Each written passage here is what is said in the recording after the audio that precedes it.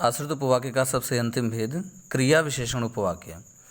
तो क्रिया विशेषण उपवाक्य को समझने के पहले आप यह जान लीजिए कि संज्ञा उपवाक्य की पहचान हम लोग किस तरह से करते थे और विशेषण उपवाक्य की पहचान किस तरह से करते थे। मिश्र वाक्य का जो आश्रित उपवाक्य था, जब वह प्रधान उपवाक्य के कर्ता, कर्म या फिर पूरक के रूप में आता था तो संज्ञा उपवाक्य हो जाता था। ठीक उसी तरीके से जब मिश्र वाक्य का आश्रित उपवाक्य प्रधान उपवाक्य के संज्ञा या सर्वनाम के बारे में कुछ सूचना दे या उसकी विशेषता बताए तो विशेषण उपवाक्य होता था। ठीक इसी तरीके से जब आश्रित उपवाक्य, अब क्रिया विशेषण की परिभाषा है कि जब आश्रित उपवाक्य प्रधान उपवाक्य की क्रिया की विशेषता बताते हैं। अब प्रधान उपवाक्य के क्रिया की विशेषता यदि आश्रित उपवाक्य बताता है या जिनका प्रयोग क्रिया विशेषण की भांति होता है, या जिनका प्रयोग क्रिया विशेषण की भांति, तो किसका?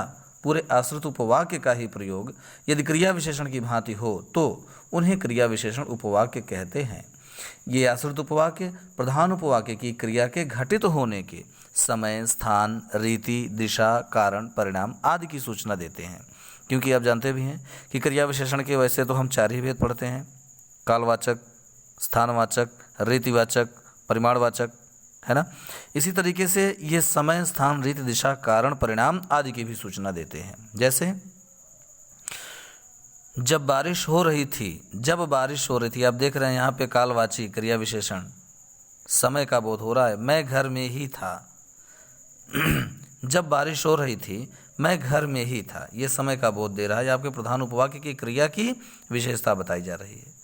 ठीक उसी तरीके से जैसा तुमने कहा था मैंने वैसा ही किया, रीति है, ये है आश्रित उपवाक्य। जो भी मैंने रेखांकित किया है ये आपका आश्रित उपवाक्य है और यह आश्रित उपवाक्य अपने प्रधान उपवाक्य की क्रिया की विशेषता बता रहा है।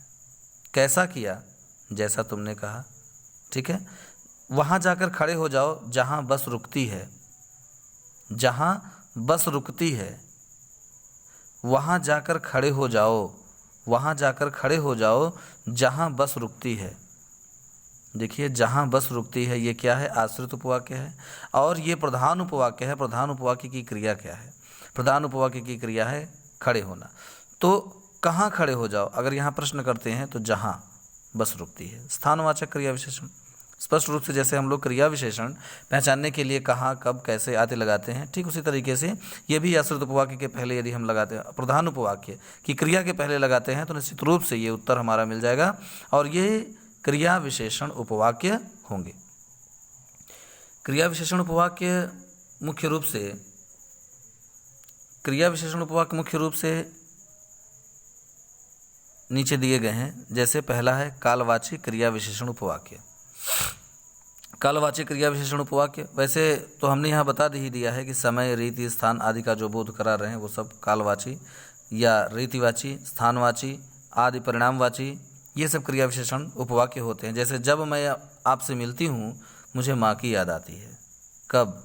जब मैं आपसे मिलती हूँ। पूरा का पूरा आश्रित उपवाक्य ये क्रिया विशेषण उपवाक्य है।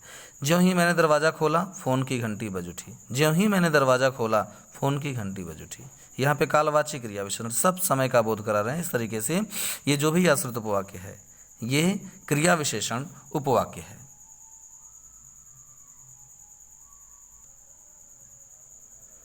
आपको समझाने के लिए कुछ उदाहरण मैंने यहाँ भी लिखे हैं। जैसे स्थानवाची क्रिया विशेषण उपवाक्य, जहाँ हम रहते हैं, उदाहरण स्वरूप देखिए, जहाँ हम रहते हैं वहाँ एक तालाब है, ये स्थान का बोध करा रहा है। वहाँ एक तालाब है, वहाँ एक तालाब है, ये प्रधान उपवाक्य है और इस प्रधान उपवाक्य में इसकी जो क्रिया है सहायक क्रिया ही है। वहाँ एक तालाब है तो जहाँ हम रहते हैं वहाँ एक तालाब है। तो यहाँ के प्रधान उपवाक्य की क्रिया की विशेषता यहाँ बता रहा है स्थानवाची क्रिया विशेषण के रूप में, इसलिए ये क्रिया विशेषण उपवाक्य है। आश्रित उपवाक्य का कौन सा भेद है?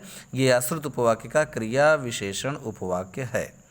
मैं ऐसी जगह रहना चाहती हूँ जहाँ शांति हो, जहाँ शांति हो, आश्रित उपवाक्य क्रिया विशेषण उपवाक्य है ये।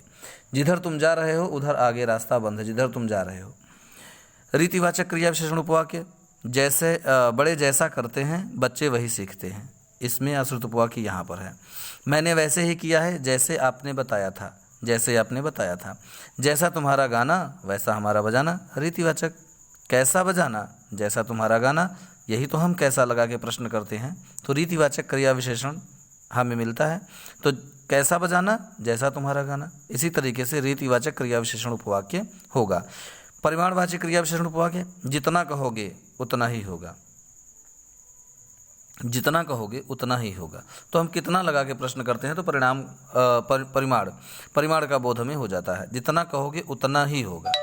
इस तरीके से ये परिमाण भी हमें मिल जाता है। और ज्यों ज्यों बच्चा बढ़ता जाता है त्यों त्यों समझदार होता जाता है। तुम जितना पढ़ोगे उतना ही तुम्हारा लाभ होगा। आप क्रिया विशेषण पढ़े हैं तो क्रिया विशेषण उपवाक्य को समझने में आपको कोई कठिनाई नहीं होनी चाहिए। इस तरीके से हमारे तीनों भेद समाप्त हुए। अब हम आपको अगले भाग में वाक्य रूपांतरण या वाक्य रचनांतरण के बारे में पढ़ाएंगे।